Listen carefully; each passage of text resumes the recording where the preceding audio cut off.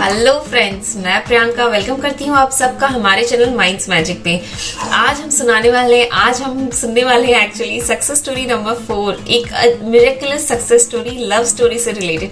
देखिए किस तरह से ना टूटे बिखरे रिश्ते भी ब्यूटीफुल हो जाते हैं और फिर से जुड़ जाते हैं इतनी ब्यूटी के साथ ना, जो हम सोच भी नहीं सकते हैं। ये लॉ ऑफ अट्रैक्शन ऐसा मिरेकल करता है। तो चलिए चलते हैं हम सक्सेस स्टोरी की तरफ। बट उससे पहले अगर आपने मेरा चैनल सब्सक्राइब नहीं किया है तो प्लीज मेरे चैनल को सब्सक्राइब कर लीजिए और इंस्टाग्राम अकाउंट में जाके प्लीज मेरे इंस्टाग्राम अकाउंट को फॉलो कर लीजिए। वहां पे आप बहुत अलग अलग तरीके के रील्स देखने को मिलेंगे जो कि फनी होंगे, इंटरटेनिंग होंगे और कुछ पॉजिटिविटी की बातें भी करेंगे हम वहां पे। तो चलिए चलते हैं सीधे वीडियो की तरफ।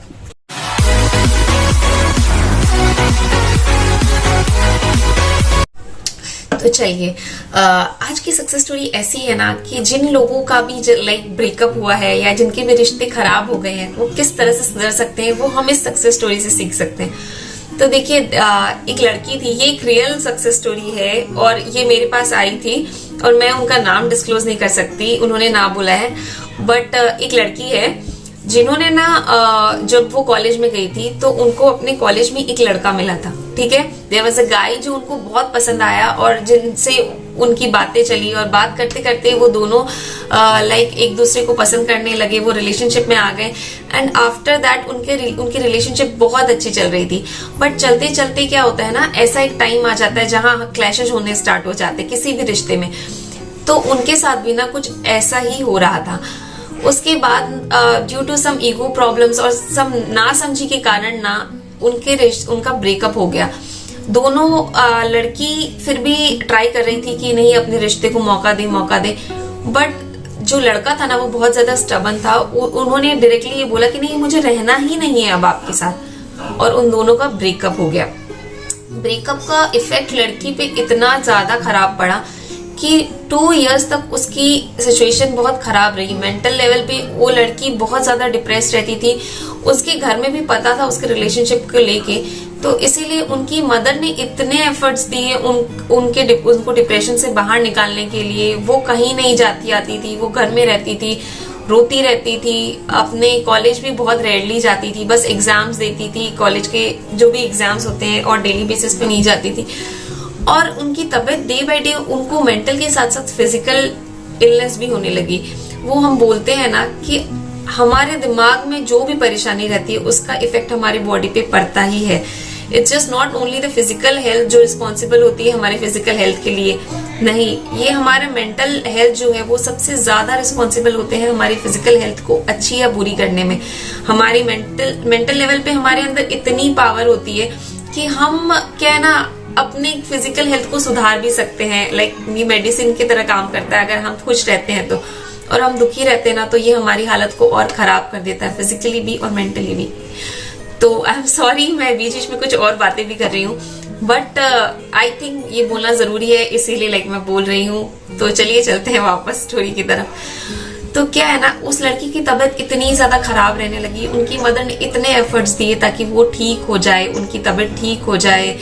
बट धीरे धीरे उनको बहुत ज्यादा टाइम लगा अपने आप को रिकवर करने में। 2 साल लग गए उनको फिर से एक हेल्दी मेंटल कंडीशन में आने में। उसके बाद ना वो अपने कॉलेज के एग्जाम्स भी अच्छे से दिए, उन्होंने रिजल्ट भी अच्छा आया। उसके बाद उनके कैंपस में ना इंटरव्यू हो रहे थे, उनके कॉलेज कैंपस में जॉब के लिए इंटरव्यू हो रहे थे।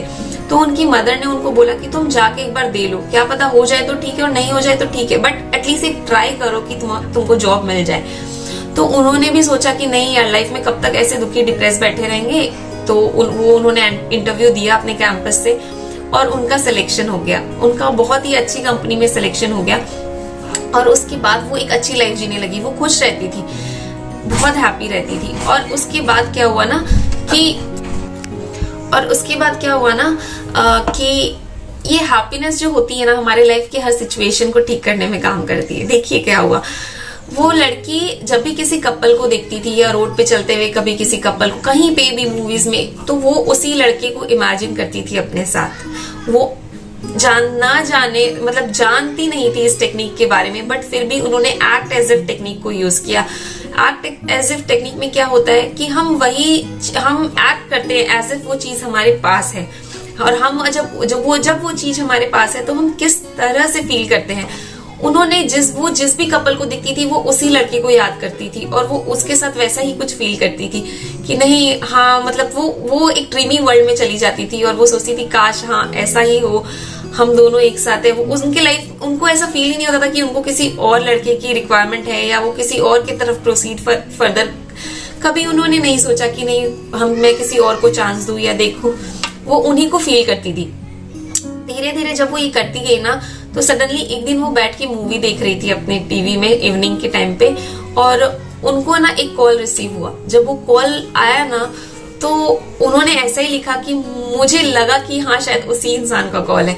और लिटरली जब उन्होंने कॉल उठाया ना तो वो उसी लड़के का फोन था, उस लड़के का फोन था। उन्होंने इनको बोला आफ्टर 2 years ऑफ ब्रेकअप, देखिए उन्होंने उनको बोला, उस लड़की ने इनको बोला कि I really want to meet you. मैं 2 साल मैंने ट्राई किया बट मैंने तुमको मैं भूल ही नहीं पाया आपको, और I want to meet your parents, I want to meet you, I want you in my life. उसके बाद जब वो मिले, उन्होंने देखा कि उस लड़की ने देखा कि उस लड़के के बिहेवियर में, उसको जो ईगो प्रॉब्लम था उसमें वो इतना वास्ट चेंजेस आ गया है, और वो लड़का इतना ज्यादा fine, like you know discipline kind of, की मतलब मैं किस तरह से एक्सप्रेस करूं, आई थिंक वो इतना ज्यादा बिहेवियर वाइज इतना पोलाइट, इतना बेहतरीन हो गया था जो वो पहले नहीं था शायद, जिसके कारण इनका रिश्ता खराब हो गया था।